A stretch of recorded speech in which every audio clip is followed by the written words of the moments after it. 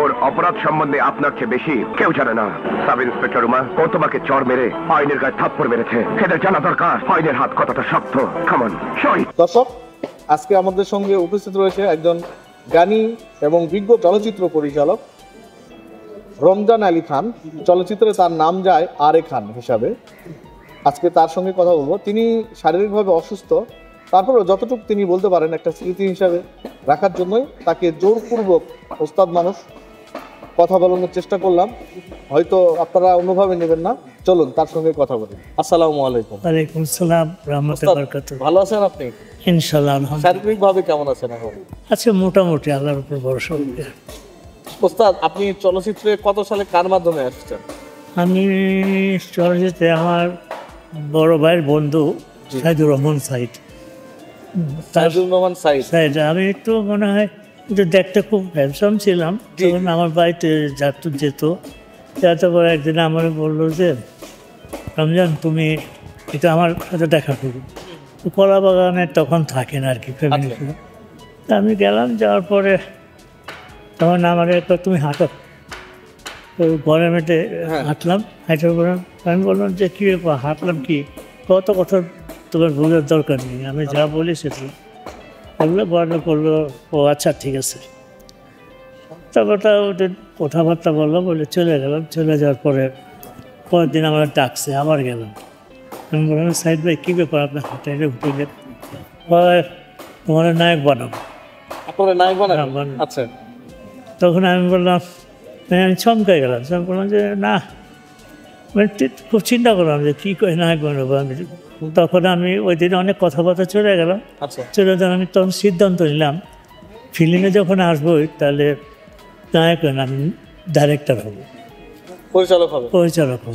তখন আমি পরের দিন বাসায় গেলাম। বাসায় যাওয়ার পর বললাম যে সাইদ ভাই আমি নায়কটাকে পারবো না, আপনি আমার পরিচালক হিসেবে সুযোগ দেন। অনেক কষ্ট পারবে না, আপনি দেখেন চেষ্টা করে পারি না পারি। তারপর আর কি ওনার সাথে জুড়ে গেলাম। তো উনি অনেক পরীক্ষা করছে আমার। একদিন এসএম শফি আমাদের উস্তাদি ওনার অফিসে নিচে দাঁড়া করাইয়া, তারপরে উনি ওদিক দিয়ে অনেকক্ষণ পরে চলে আসে। আমি দাঁড়া রইলাম, মানে 1টা 2টা 3টা 4টা বেজে গেল, কোনো খবর নেই কই গেল। তা আমি তারপরে অফিসে গেলাম, শনিবার প্রথম জীবনে গেলাম। এবার চলে গেছে কখন, আমি কিনারে আমার না বললে চলে গেলো, দাঁড়ানো তো। পরে আমি আর করলাম না, বাসায় আমি না যেয়ে ওনার বাসায় আবার গেলাম। যাওয়াতে তখন উনি বললো, হাসতেছে, পাস খাও। আচ্ছা তুমি পাস করছো, তুমি কলকাতায় আইবা, সেটি এই ডাইরেক্টর হিসেবে তখন আমার এই বললো। তারপর তো ওনার সাথে কাজ করলাম। তো 71 সনে তখন এই আদালত নামে একটা ছবি আর কি উনি করবে, প্রথম ওনারও প্রথম ছবি, আমার এস্টেট প্রথম ছবি। এটা কাম করে কিছুদিন কাজ করার পর, সব রেডি করার পর হঠাৎ করে এটা বন্ধ হয়ে গেল, আর শুটিং টিটিং হলো না। তারপরে তখন অন্য কামে হঠাৎ করে একদিন সাইড বাই ফোন করলো, প্রায় 4-5 বছর পর। হ্যাঁ, তখন ওই ছবিটা নেওয়া আরম্ভ করলাম, তখন আদালত ছবি।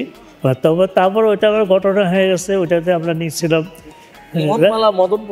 এটা অনেক পরে, এটা অনেক পরে, এটা তো ফার্স্ট। তারপরে আমার বললো, রমজান আদালত ছবি তো খুব ভালো। তখন হলো অলিভিয়া, মানে সব ছবি পেয়েছে, উনি নায়িকা আর কি, নায়ক কারে নিবা। তো অনেক কথা বলো,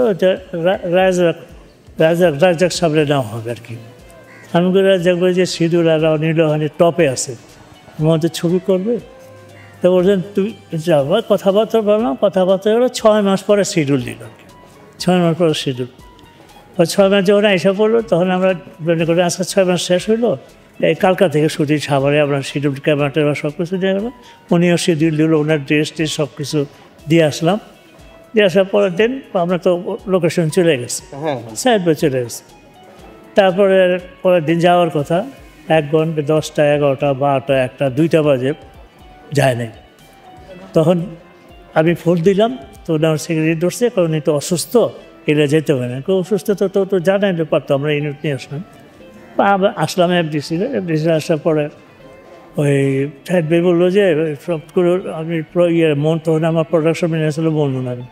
তো ও নিয়ে যাবে, তুমি একটু বেচারা অসুখ হয়েছে আমার নায়ক প্রথম, তার একটু খোঁজ নেওয়া কী ওষুধ কিনলো, গিয়া দেখে যে কিসের ওষুধ কিছু না।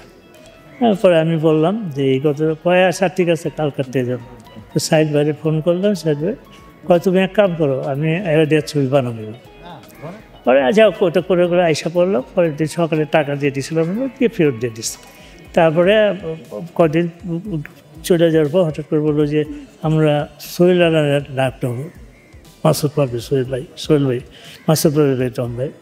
তো উনি থাকে তখন ওল্ড টাউনে থাকে, তো ওরা ফ্যামিলি সহ। তো ওনার বাসায় গেলাম, যাওয়ার পরে কথাবার্তা কী হয়েছে, কয় এই ঘটনা কেন, উনি একজন দামি না হিরো, সাইড বেড়ে বলতেছে আরে এটাও হয় মাঝে মাঝে, এটা কেন তুমি যাও মাসুদ ভাই আপনি আমার ছবিটা করবেন, যদি করেন তাহলে আমি করে আমি ছবি বানাবো না। তারপরে তোমার মাসুদ ভাই বললো এটা তো কী কো, এটা কথা হলো তুমি নতুন ছবি বানাও। না ভাই আপনি যদি ছবি আমার তো দায় হোক ভাই, আমার মা আমার ছবি করতে দেবো না। কেন? উনি আমার ফিল্মের লোক নাকি ভালো মেয়ে পায় না, এ বলছে আর কি। তো দেখো না আমার নাস্তা দিল, তখন আমি সাইড ভাই বললো যে এই ব্যাপার আপনি ভালো মেয়ে জোগাড় করে দেবো। এই তখন রাজি হয়ে সোহেল ভাইয়ের সাথে কন্ট্যাক্ট করলাম, এই আদালত ছবি বানাইলাম। এটা ওইটা বানাইতে তখনকার দিনে তো অনেক সময় নিত ছবি বানাইতে, তারা হরা করে ছবি বানাইল। তখন এই তো ছবি আরম্ভ করলাম, এই তো তারপর 3 বা 4 বছর পর্যন্ত এটা সময় লাগছে।